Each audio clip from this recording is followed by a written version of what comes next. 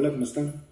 Este video es para hablar un poco del régimen de prohibición que establece la nueva Ley General de Compras Públicas. Para esto vamos a analizar su génesis, los cambios que viene a implementar esta nueva ley y una de sus novedades, que es la declaración jurada.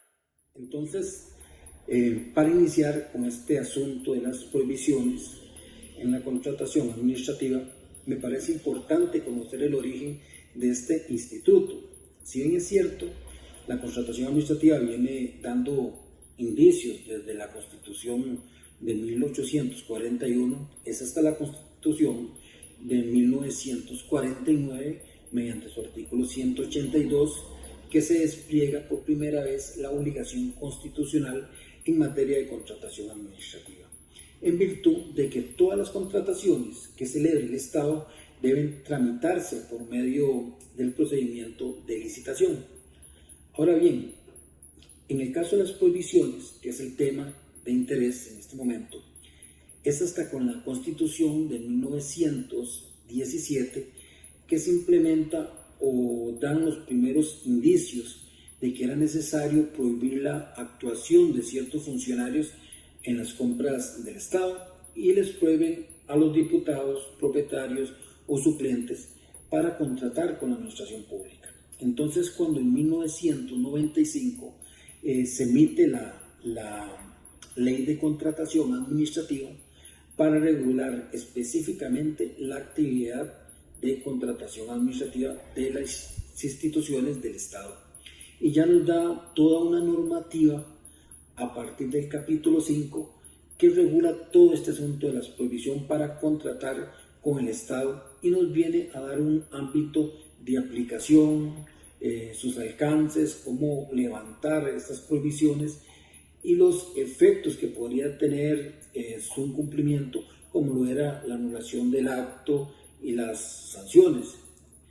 Y esto con el fin de contar con una contratación administrativa transparente y desinteresada a favor del interés público. Este régimen de prohibición lo que busca es potenciar entre los actores públicos y privados vinculados con la contratación administrativa una actuación de forma honesta y bajo un marco legal y ético. Ahora, con la nueva Ley General de Contratación Pública vienen algunos cambios en las prohibiciones que son importantes analizar. Entonces, iniciemos analizando el ámbito de aplicación.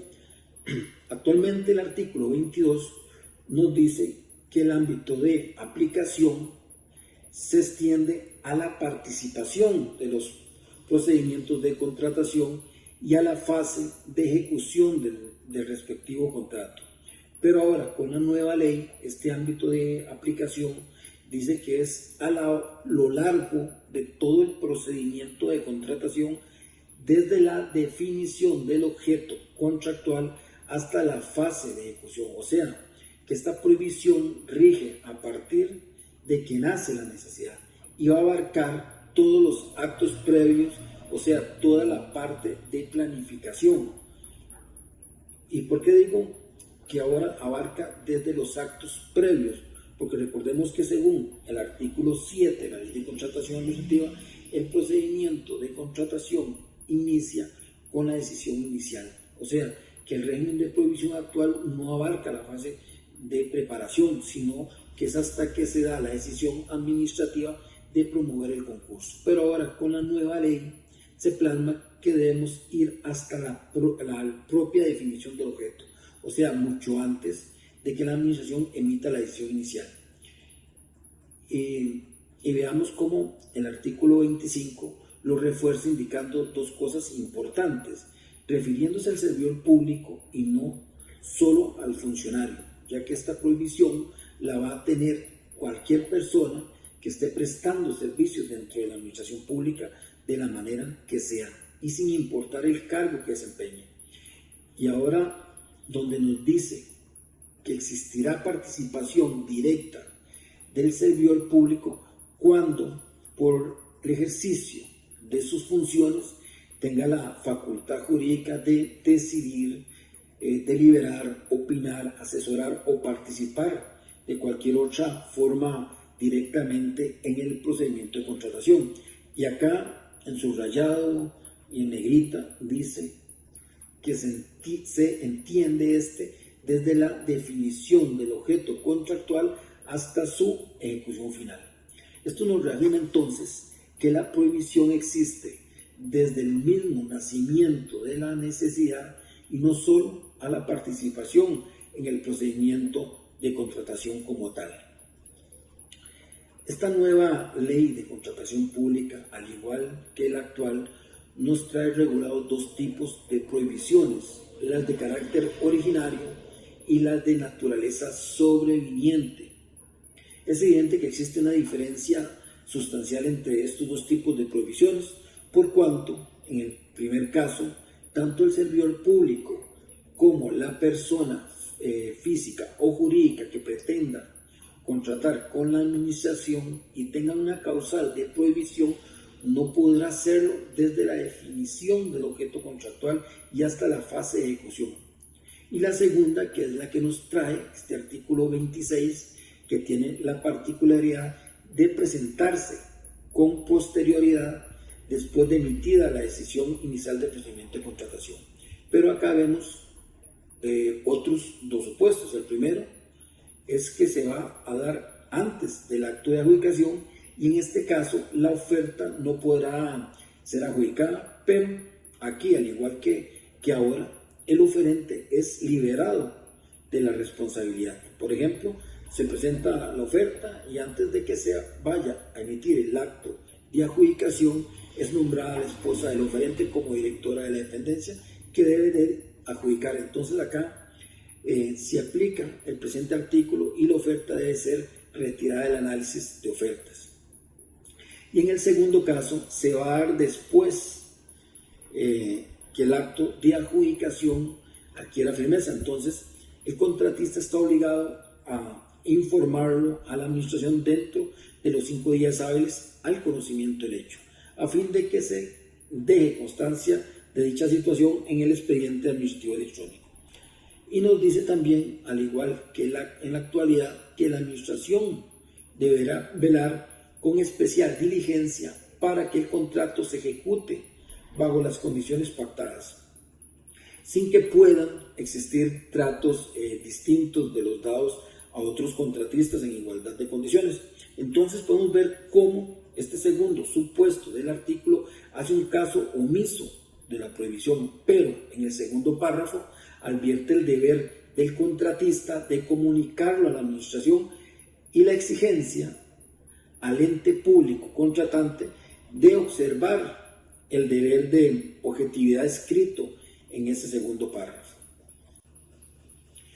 Este artículo 27 viene a plasmar lo que ya se ha dicho mediante jurisprudencia y resoluciones de la Contraloría General de la República, y se viene a tipificar el deber de abstención de los funcionarios bajo los 3 posibles clasificaciones de los conflictos de intereses que podrían darse en la contratación, como son los reales, los potenciales y los aparentes.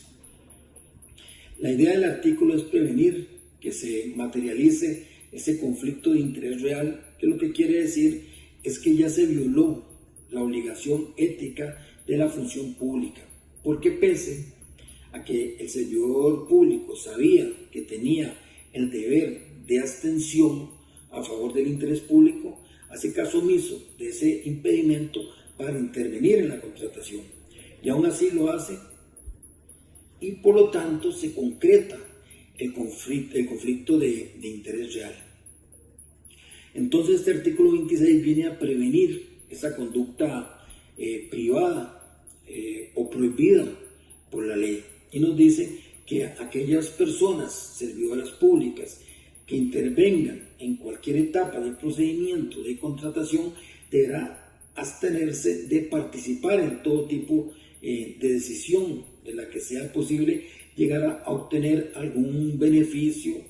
Acá tenemos entonces ese segundo conflicto de interés, que es el potencial que corresponde al ámbito preventivo de la norma, con el fin de evitar que se genere un conflicto y, como siempre se ha dicho, lo que se busca con este instituto es una gestión transparente y desinteresada de las decisiones y actuaciones propias del cargo público desempeñado por el servidor. Y vemos cómo en el segundo párrafo del artículo nos establece que en caso de alguna duda sobre la existencia de un conflicto de interés en los términos del párrafo anterior, se deberá optar por la abstención. Acá tenemos ese tercer supuesto de conflicto de interés, que es el aparente, que se refiere a aquellos casos que generan dudas razonables sobre la imparcialidad y por ende puede afectar la imagen del servidor público, lesionando la confianza y credibilidad administrativa. Por lo que como funcionario público lo que debemos hacer es abstenernos de participar en el procedimiento de contratación. También vemos cómo se incluye en este artículo a los parientes desde hasta el tercer grado de consanguinidad y afinidad. Y cómo vamos a calcular estos grados. Se dice que se está en el mismo grado el cónyuge y el compañero sentimental. Entonces, ¿quiénes van a estar bajo estas causales de prohibición? En primer grado vamos a tener a los hijos, al cónyuge, al padre, suegro, yernos y nueras. En segundo grado, los abuelos, hermanos, nietos y cuñados. Y en el tercer grado, tíos, sobrinos, bisabuelos y bisnietos. Con respecto a los alcances de la prohibición, en la nueva ley establece una lista enorme de supuestos que son muy parecidos a los que hoy en día tenemos, por lo que no es relevante leerlos. Pero sí es importante destacar cómo el legislador eliminó de la nueva ley el levantamiento de la prohibición ante la Contraloría General de la República, que estaba en el artículo 23 de la ley actual. Entonces ya no se requiere de una autorización de la Contraloría para levantar la prohibición, sino que el oferente va a emitir una declaración jurada donde va a manifestar que no le existe ninguna prohibición, que es una de las novedades de esta ley. Ahora bien, ¿qué va a pasar si manifiesta que no tiene prohibiciones y en realidad sí las tiene? Entonces, en el artículo 29 de la ley sobre la declaración jurada establece que el oferente puede incurrir en el delito de perjurio, de acuerdo con el artículo 318 del Código Penal. Entonces, faltar a la verdad en esa declaración jurada ahora no solo va a tener como consecuencia la nulidad de la adjudicación, del contrato, de las sanciones administrativas, sino también que va a tener una consecuencia penal.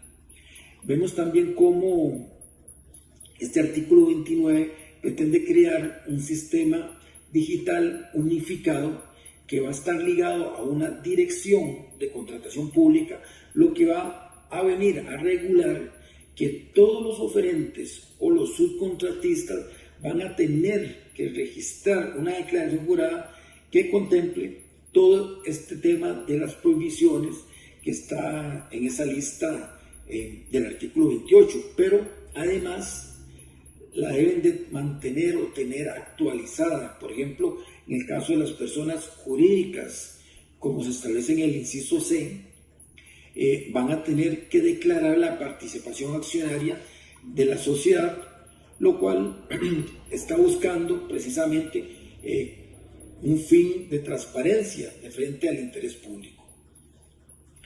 Como dije, esta declaración jurada tiene que estar actualizada.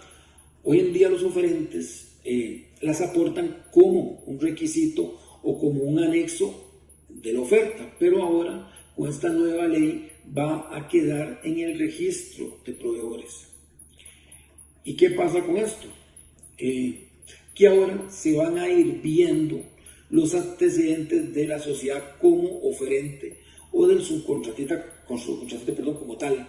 Y se van a ir reflejando, por ejemplo, las sanciones de inhabilitación en el caso que en algún momento hayan sido inhabilitados, porque actualmente los oferentes declaran que no han sido sancionados, pero con esta nueva ley eso va a quedar ahí y va a estar a consulta pública, y cada vez que el oferente va a ofertar tiene que indicar en la oferta que esa declaración jurada está vigente y con los datos actualizados y conforme a la nueva ley.